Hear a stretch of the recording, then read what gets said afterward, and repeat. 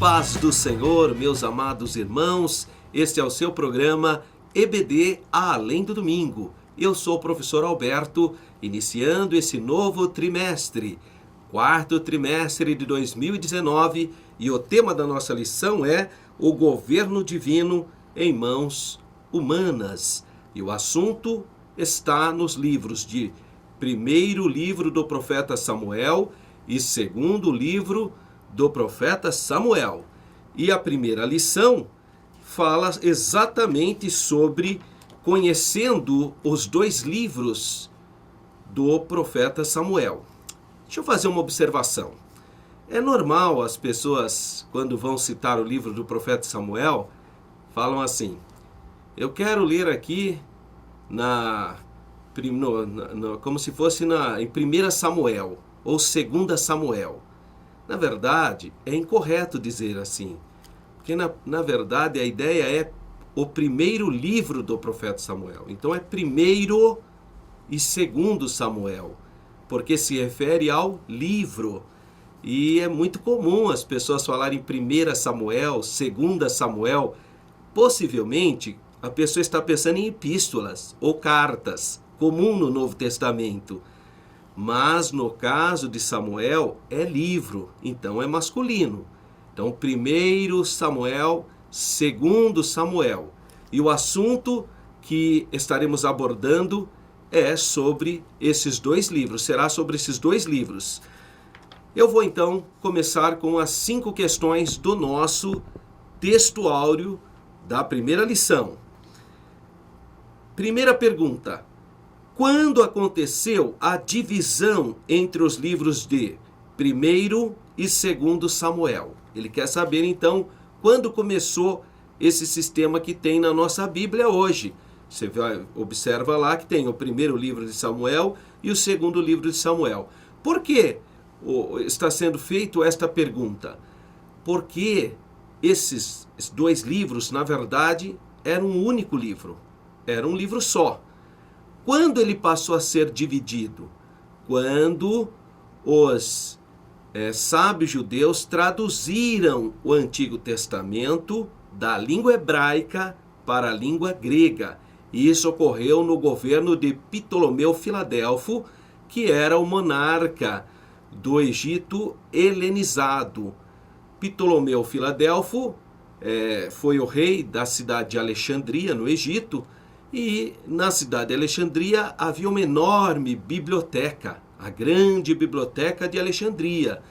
E ele queria ter um exemplar do livro do povo judeu, ou do povo hebreu. Então, segundo a tradição, o rei Ptolomeu Filadelfo enviou convite para que os sábios judeus de Jerusalém traduzissem as suas sagradas escrituras para a língua grega, para que ele tivesse o exemplar na biblioteca de Alexandria. E segundo a tradição, foi traduzido então o Antigo Testamento em 70 dias por 72 sábios judeus. Por isso o nome da tradução é Septuaginta, ou seja, a tradução dos 70.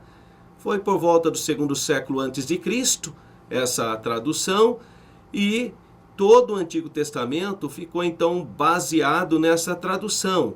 Essa foi uma tradução que os sábios judeus, além de traduzir os livros canônicos, ou seja, os livros inspirados por Deus, eles traduziram também os livros não canônicos ou apócrifos.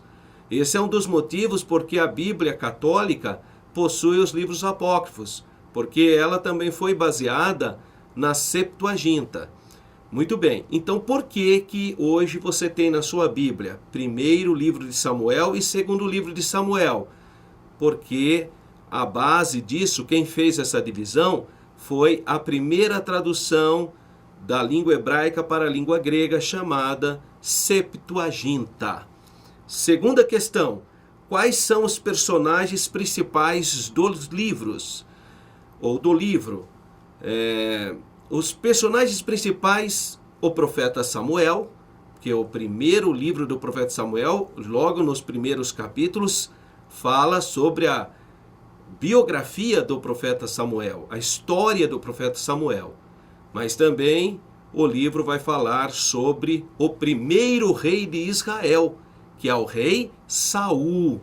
E o livro vai falar sobre o grande rei Davi. Então, os três principais personagens do livro: profeta Samuel, o rei Saul e o rei Davi. A terceira pergunta diz: qual o propósito de 1º e 2º Samuel? Bom, o propósito é relatar, então, a história do povo de Israel. Tem esse propósito, além de outros.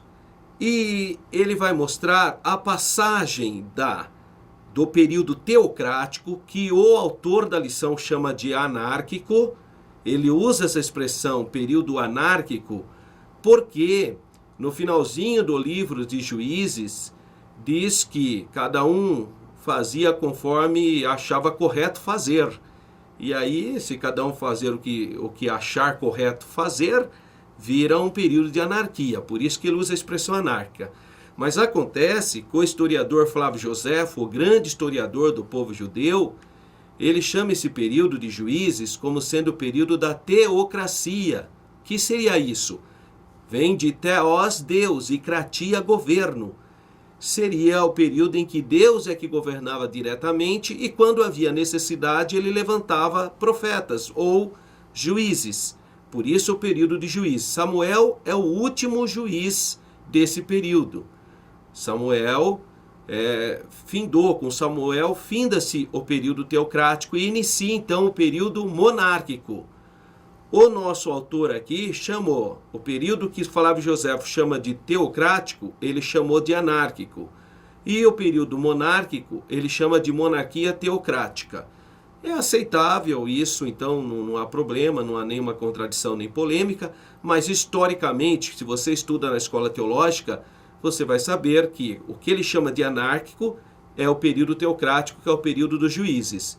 E o que ele chama de monarquia teocrática, nós chamamos apenas de monarquia. A lição de número 4. Quem é o autor de 1º e 2º Samuel?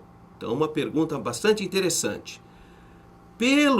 Pela maneira de escrever, que é um tom de, no início é quase que é um testemunho, dá a entender que pelo menos os 24 primeiros capítulos do primeiro livro de Samuel, que seja o próprio Samuel, já que Samuel foi um personagem muito importante. Ele era sacerdote, juiz e profeta.